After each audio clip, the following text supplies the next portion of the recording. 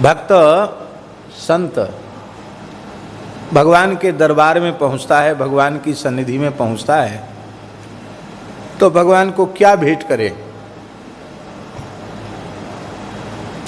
हमारे यहाँ वृंदावन में श्री बांके बिहारी जी के प्राकट्यकर्ता अनन्य रसिक नृपति श्री स्वामी हरिदास जी महाराज, उनके चरणों में कोई भक्त प्रेमी पहुंचता, कोई संत, कोई भक्त, कोई भी पहुंचे बिहारी जी के दर्शन की कामना से, तो वह प्रार्थना करता कि भगवान हम बिहारी जी के चरणों में कुछ भेंट करना चाहते हैं, तो क्या भेंट करें।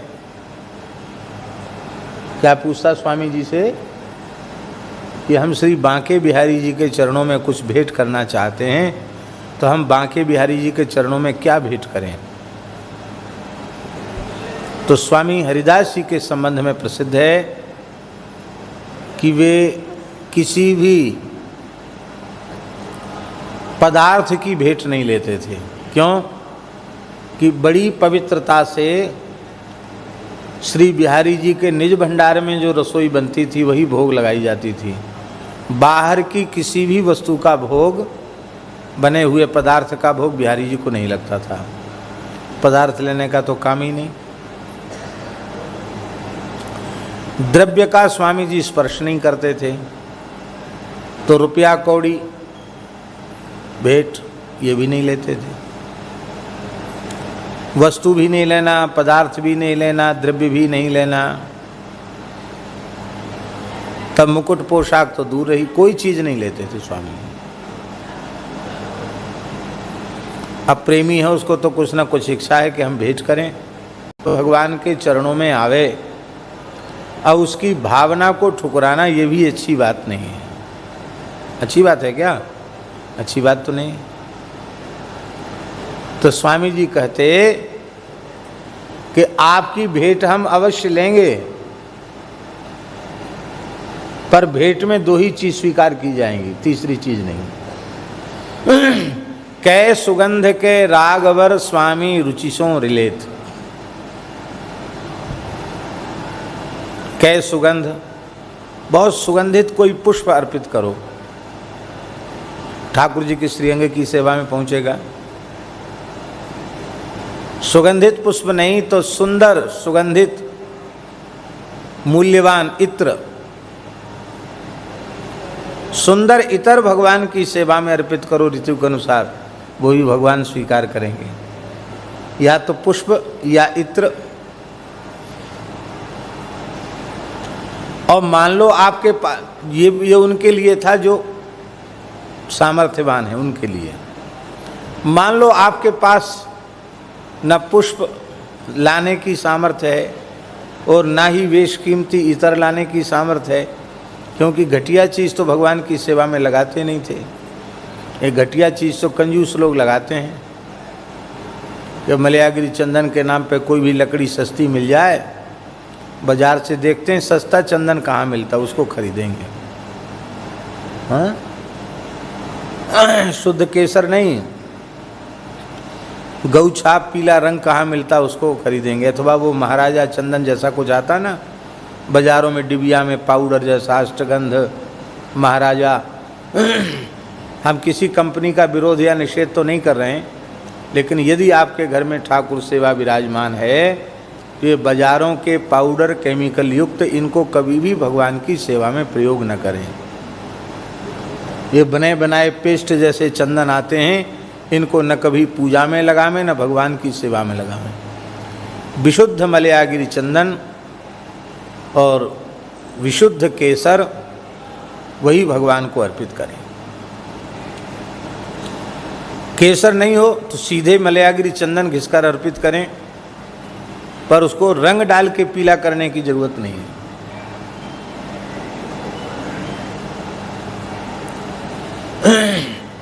घटिया किस्म का इत्र भगवान के श्रीअंग में नहीं। कितने सुकोमल हैं हमारे ठाकुर जी। ऐसा केमिकल युक्त इतर कि आप लगा लें तो आपके छाला आ जाए, जलन पड़ने लग जाए। ऐसा इत्र भी भगवान को उपयोग में नहीं।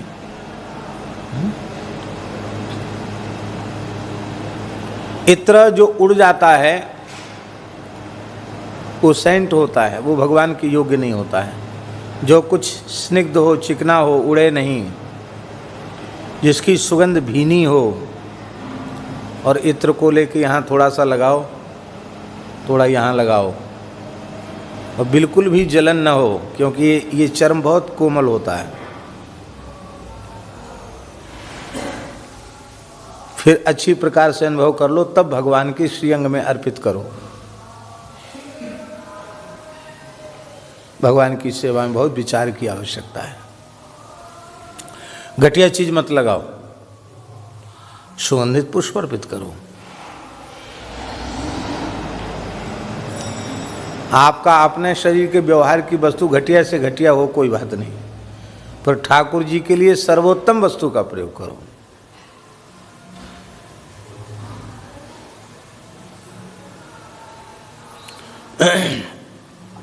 लोग अपने घरों में, कई अमीरों के घरों में ठाकुर जी का भी अलग से कक्ष बनाते हैं, मंदिर जैसा बना देते हैं, उसमें एसी भी लगा देते हैं, पंखा भी, सब लगाते हैं, लेकिन उतनी देर पंखा एसी चलाते हैं जितनी देर उसमें बैठ के पूजा करते हैं। जब वहाँ से चले जाएंगे तो एसी पंखा सब बंद। तो भले आदमी, तुमने अपने लिए एसी पंखा लगा रखा है कि ठाकुर जी के लिए लगा रखा है, तो बताओ। अब तो कुछ काल से गर्मी भी बहुत पड़ने लगी। गर्मी में ऐसी कुछ स्थिति बनी तो कहा महाराज एसी लगाओ। हमने कहा हमारे ठाकुर जी को एसी लगेगा तब हमारे कक्ष में भले ही लग जाए, ठाकुर जी को नहीं लगेगा जब तक हमारे कक्ष में नहीं लग सकता। ठाकुर जी को लगे, ठाकुर जी को हीटर लगे तो हमारे यहाँ हीटर लगे, ठाकुर जी को नहीं लगा तो हमारे क्यों लगे।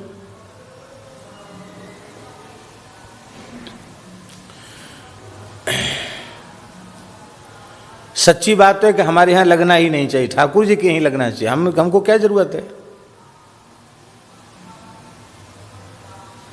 पर हम लोग कलयुगी प्राणी हैं, यही उत्तर सही है, और तो क्या उत्तर दिया जाए। वैराग्य का अभाव है, कलयुगी प्राणी है, ऐसा समझ। तो कै सुगंधित पुष्प, शास्त्रों में लिखा है केवल जो शोभा वाले फूल होते हैं जिनमें खुशबू नहीं है, ऐसे पुष्प भगवान को अर्पित नहीं करना चाहिए। मना लिखा हुआ ऐसे फूल चढ़ाने का। सुगंधित पुष्प भगवान को अर्पित करें। इत्र भी अच्छी कीमती इत्र, सुंदर केसर, सुंदर इत्र भगवान की सेवा में।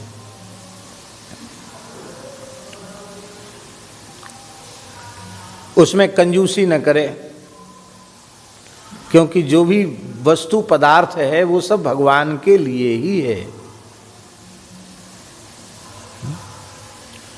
32 प्रकार के भगवान की सेवा के अपराधों में एक अपराध है विभवे सति वित्त साठ्यम। वैभव होने के बाद भी, सामर्थ्य होने के बाद भी कंजूसी करना, यह 32 प्रकार के भगवान की सेवा पूजा के अपराधों में से एक अपराध है। तो स्वामी जी सुगंधित पुष्प, श्री स्वामी हरिदास जी सुगंधित इत्र बांके बिहारी जी की सेवा में स्वीकार करते हैं।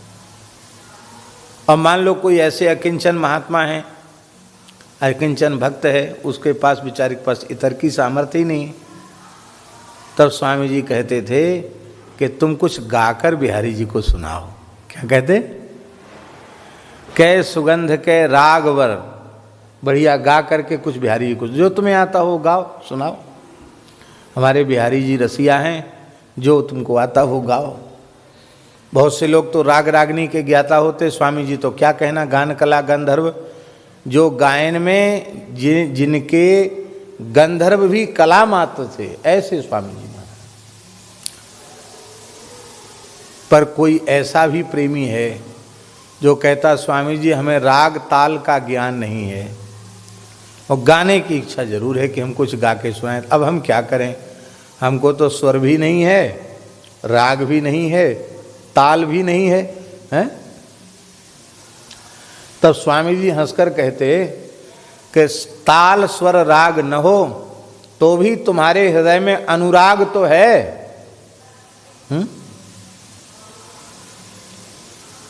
ताल स्वर राग का ज्ञान हो और हृदय में अनुराग न हो तो जो भी आप गाएंगे वो केवल कलाकारी मात्र होगी,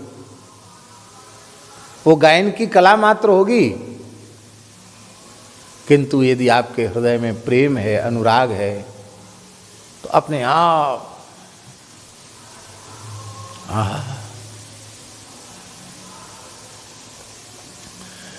कई बार ताल, स्वर और राग कृतार्थ होने के लिए प्रेमी महात्माओं की वाणी में अपने आप आ जाते हैं।